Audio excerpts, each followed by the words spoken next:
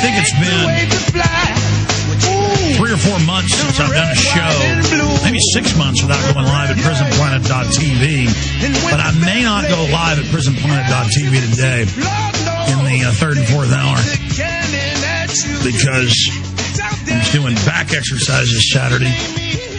I got this terrible crick, and I don't want to be grimacing and stuff on the camera the whole time. But we'll see if the Advil kicks in. If it does, I'll go live. I'll come up in about 30 minutes. But I know those are popular. Folks like to watch, and I'm honored that you do. We get to show you all the documents and proof. In fact, I'm going live. Forget it. It doesn't matter. Maybe somebody can find me more than one Advil then, and that will knock this out. Of course, maybe I'm mentally ill. Maybe I'm imagining that. You know, I mean, if I get arrested for my political speech and then I say that my rights are being violated, they put me in a psychiatric facility because there's no such thing as government oppression. In fact, Doc, I'm kind of cold calling you on this, but I've read them in the past. There's scores of new designations in the last decade where if you don't trust the government or you think you're being oppressed, it's mentally ill. So I guess if I don't like these FEMA camps or I go out and photograph one, I've got to go to the mental institution because it's crazy to not like the FEMA camp. Well, I mean, the core dynamics of incarceration in a psychiatric facility include the idea that one is somehow a danger to yourself or others, and that's often indicated by the notion that you have a so-called delusion or hallucination. In plain speech, if you want to translate that, that means a false belief or a vision that someone else is not seeing. So that can be used with anything, and that can certainly be used, like you said, with the woman who had the belief that the military installation was going to be an internment camp. That could be declared a delusion, and there you go. Because it was on an official government list. Yeah. And so, sure, that's the basic dynamic. That's the thing. I had the FBI here last week with some subpoena over some trial I'm supposedly going to have to go to. Not a trial of myself, somebody else. But I was saying, look at Ecoscience by John P. Holdren about forced abortion, forced sterilization, and planting us with drugs, time-release sterilants and other. And I said, look, and they wouldn't look at it. Because, see, to them, I mean, who's really living in delusion, Doctor? Yeah.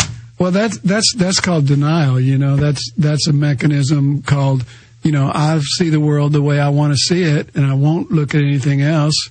You know, whether it's information in that book or whether it's children being blown apart, you know, in Iraq. You know, you just don't see that. What you see is only terrorists that justify aggression and continued bombing, or what you see is only a certain segment of so-called science that justifies a certain position in an action.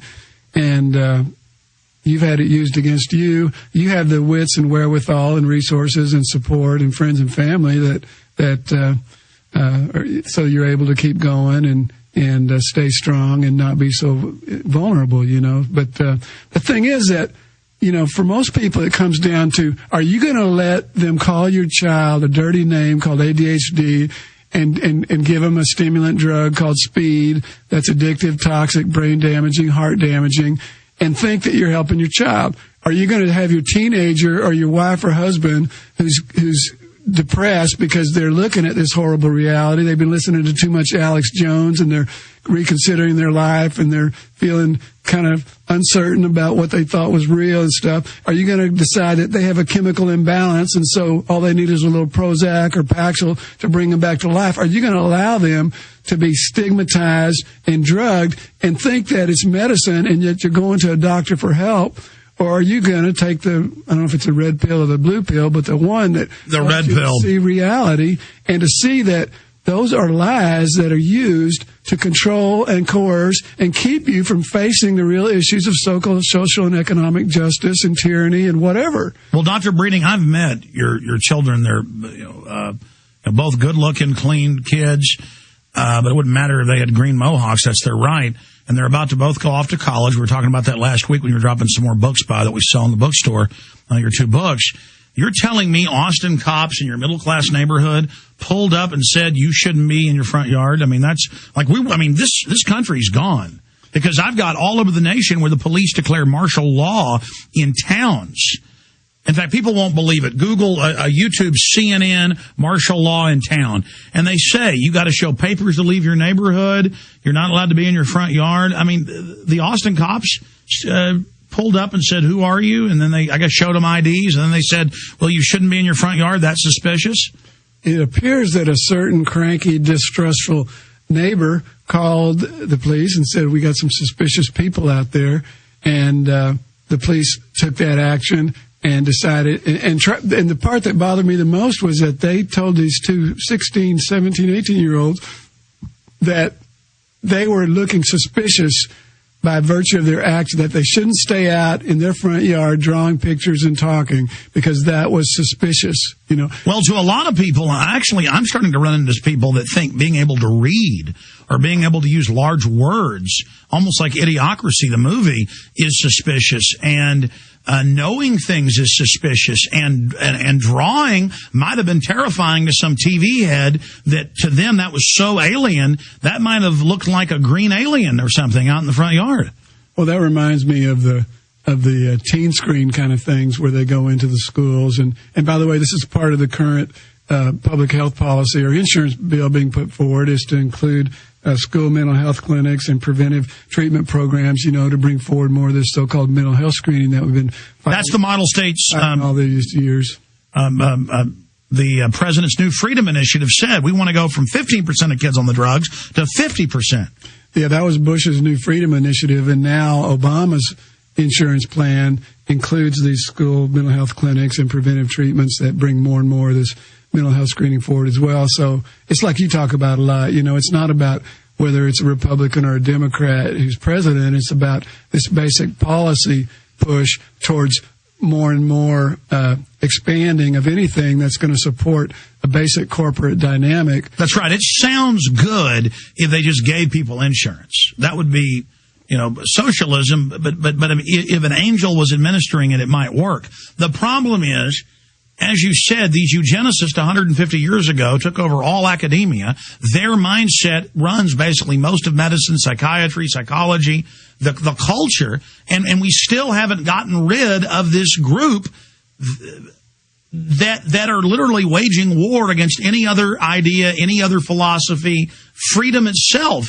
And going over the health care bill, you're right. It is a total federal takeover of everything. Doc, tell us about the psychological perspectives in this. Well, there's the school mental health clinics, you know, that bring forth more mental health screening, and then also emergency services, which means more and more situations where some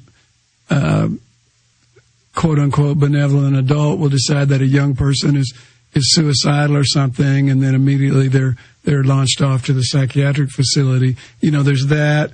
There's preventive treatment, sort of like a violence prevention, where you bring in mental health treatment, supposedly that's going to prevent violence. You know, and you've got mental health parity, you know, which means that you've got lifelong mental health benefits to parallel physical health benefits, you know, and problems with that is, one, remember that includes the benefit to be forcibly treated, since psychiatry can treat you forcibly, whereas the rest of medicine can't. Well, yeah, page 16 of the bill says that if you have insurance at the time of the bill becoming law and change, you'll be required to take a similar plan. If that's not available, you'll be required to take the government option. And under that, when you go in to get the free government health care, they also make you do a psychological screening, just like the Head Start program now. The kids get 3 CPS visits a year and start trying to get them into the system. So, see, they're saying it's free, but it's really a way to get you into the system. Any kind of quote-unquote screening, I mean, vision screening is one thing, you know, or hearing screening is one thing. But anything that's in the realm of psychological, psychiatric, mental health screening is dangerous. Because the drug companies write the policies, they have an initiative, an incentive to get you in. I'm sorry, go ahead. Well, that's exactly right. It's basically mass marketing for the drug companies. But the other part is that you have to understand that psychiatry, even though it's a branch of medicine legally and structurally, is not valid medicine. Psychiatric so-called illnesses are just behavior. They're judgments that are put on somebody's behavior, and you cannot diagnose an illness from behavior. You can diagnose disease by finding a physical or chemical abnormality that's confirmable and is consistently present with that disease. This does not happen with any form of so-called mental illness. It's all just somebody's exactly about behavior. I was reading studies from like 1880, 1890 when psychiatry really got going because there were so many people murdering their families, going crazy, chewing off their fingers, going nuts. And there were medical doctors at the time going, no, stop dumping mercury from these giant global industries where they were making plates and painting lead and mercury dyes on them, where they were making mass tanneries, where they were dyeing hats. Mad as a Hatter, that term. The point is, England was supplying manufactured goods to the whole world at that time. It was the industrial center. Germany was just starting to rise, but most stuff was getting made in England. And so they were dumping it in the water supply, and large portions of people were chemically going nuts because they had mercury and lead and all this in them.